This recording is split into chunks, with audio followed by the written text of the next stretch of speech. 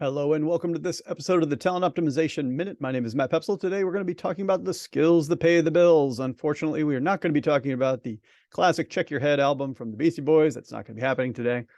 I'm talking instead about a skills gap. In this case, you can see this headline from Business News Daily. Skills gap is costing businesses dearly. This is an excellent brief article by Shana.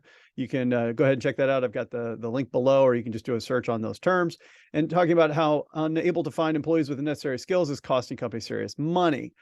So she goes on in the article to say that companies spend $800,000 on average trying to find workers that have the skills that are needed.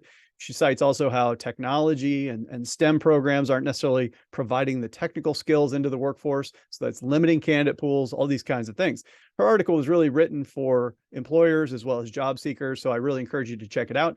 At the same time, we can use the talent optimization framework to illustrate how skills gaps and the need for upskilling kind of shows up across the framework. So the first one, of course, is that if we take a look at the future of the business through the business strategy and we modify the business results, for example, like we're going through a transformative change right now, where we're starting to see a lot of digital transformation, business model upheavals, a lot of merger and acquisition, a lot of different types of restructuring, reorganization. Some of these things are all predicated on skills that are needed in the business that we may not have.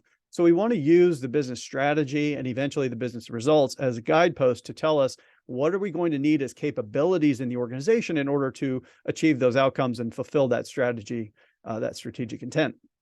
Hiring, Shana talked about it in the article extensively. It's the most obvious place that our mind goes. How are we going to bring in skills that aren't present in the organization? How are we going to go find and attract the candidates that we need in order to power the skills and capabilities that we're going to need? And so you're seeing this kind of reshuffling taking place now. A lot of technology companies are shedding employees, and other non-tech companies are absorbing them because they're saying we need to revitalize our supply chains or our marketing or our digitization, whatever it might be. Here's an influx of the talent pool being shed by those high-tech companies that can be absorbed into our businesses. So there's a lot of hiring going on for those highly technical skills. Inspire is an overlooked example sometimes. We talk about upskilling, we talk about professional development programs, technical training, all these kinds of things. These are all the domain of the existing workforce or Inspire. And what we find is that employees can really benefit from that type of targeted, they want to get better, especially early career leaders, mid-career leaders looking to make a change to round themselves out. It can really be a win-win for an employee who says, I want to modify my skills or modernize my skills in some specific way, and I also want to serve the business. How can I create more value? Again, that can be a really great win-win. We don't think about design quite as often, but if you have an entire team of people who needs to be kind of moving in a specific direction, because maybe as an example, what we've seen in sales and marketing, for example, we have these tremendously powerful data-driven tech stacks. There's been a lot of modernization in those two long-standing disciplines. It's happening all over the business.